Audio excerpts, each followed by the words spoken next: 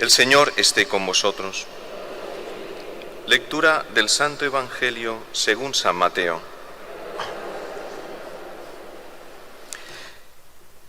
En aquel tiempo tomó la palabra Jesús y dijo: Te doy gracias, Padre, Señor del cielo y de la tierra, porque has escondido estas cosas a los sabios y entendidos y se las has revelado a los pequeños. Sí, Padre, así te ha parecido bien.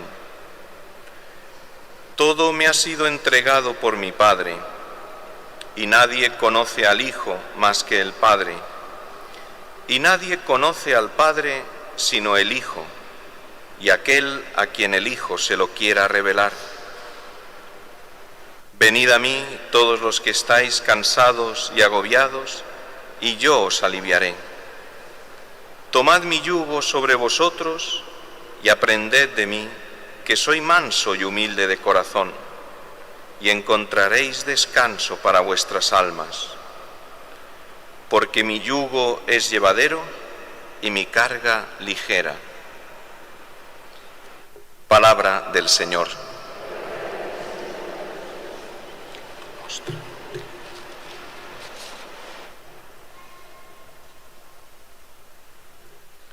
Comienza el Evangelio de hoy con esta exclamación y esta exultación de Jesús alabando al Padre. Te doy gracias, Padre, Señor del cielo y de la tierra, porque has escondido estas cosas a los sabios y entendidos y se las has revelado a los pequeños. ¿Por qué dice Jesús esto? ¿En qué momento lo dice?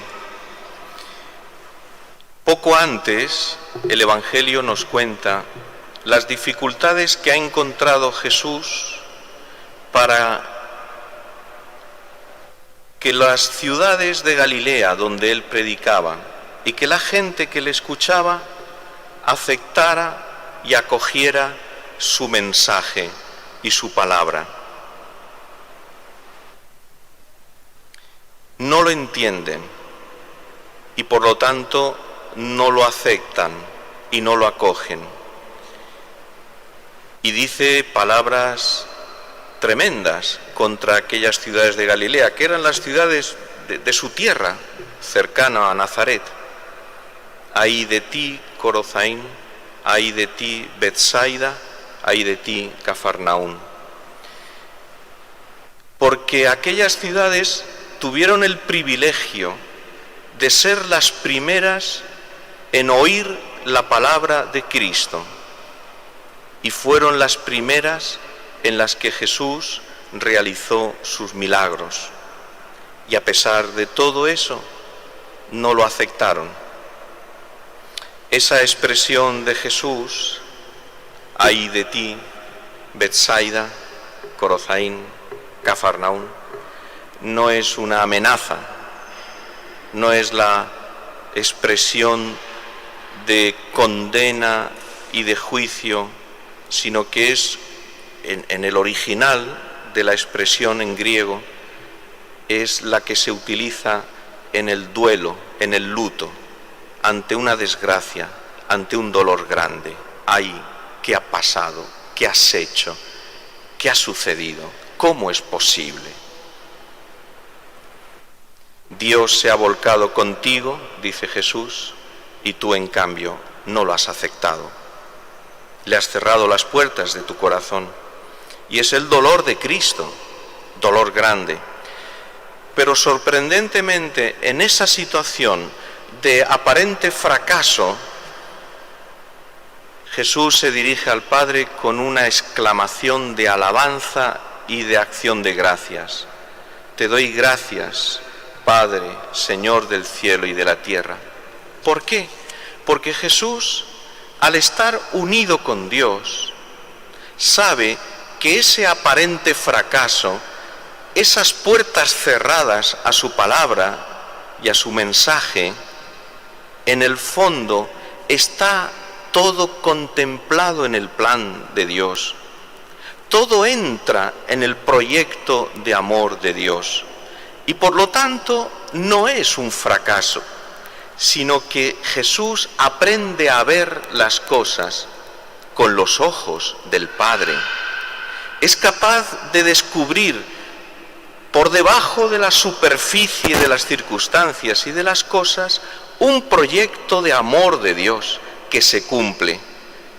Y él ve cómo, aunque los sabios y los entendidos, los poderosos y los que cuentan, la gente que es importante en el mundo, le cierra las puertas a Dios, en cambio, los sencillos, aquellas personas que no cuentan para el mundo, sin embargo, le abren las puertas de su corazón a Dios. Y ahí ve Jesús el proyecto de amor de Dios. No es un fracaso de Dios, todo lo contrario, es la victoria del amor de Dios que se va abriendo paso, pero en el corazón de los humildes y de los sencillos. Hay dos ocasiones en el Evangelio en el que Jesús se maravilla, se queda realmente asombrado. La primera de ellas es cuando, estando en Cafarnaún, después de predicar en la sinagoga, en la que seguramente habría ido antes tantas veces, allí donde le dijeron: ¿de dónde saca estas palabras? ¿No es el hijo del carpintero? Y después de una predicación en la sinagoga, lo empujan y lo arrastran hasta el borde del precipicio con intención de despeñarlo. Jesús se asombra de esa violencia, de esa hostilidad contra él, en definitiva contra Dios. La segunda vez en que Jesús se maravilla es cuando se le acerca un centurión romano, un pagano, no era israelita, y en cambio le pide la curación de uno de sus siervos, y Jesús se queda absolutamente asombrado de la fe de aquel hombre pagano y dice: ni siquiera en Israel he encontrado tanta fe. Y creo que la tercera vez que Jesús se asombra es precisamente aquí, cuando ve que los sabios, los entendidos, los que saben, los que conocen la Biblia, los que han leído la Escritura y la han memorizado, los que conocen el plan de Dios, son incapaces de ver en Jesús el enviado de Dios. Y eso le asombra. ¿Cómo es posible que esto sea así?